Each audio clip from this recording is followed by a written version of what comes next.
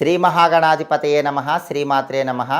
ఆధానాధ్యాత్మిక వీక్షకులందరికీ శుభాశిస్సులు. నాగ చతుర్థి రోజు సర్పదోషాల నుంచి బయటపడాలంటే, రాహుకేతు దోషాలు తొలగింపజేసుకోవాలంటే ఎలాంటి విధి విధానాలు పాటించాలో ఈ వీడియోలో మనం తెలుసుకుందాం.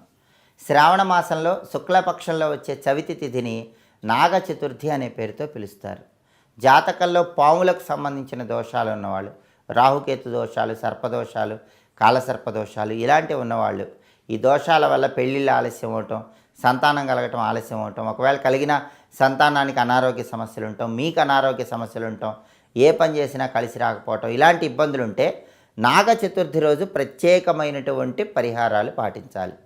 వాటిలో ముఖ్యమైనది ఏంటంటే, దేవాలయానికి వెళ్ళి దేవాలయంలో రావి చెట్టు కింద ఉన్నటువంటి నాగదేవతల విగ్రహాలకు పూజ చేయాలి.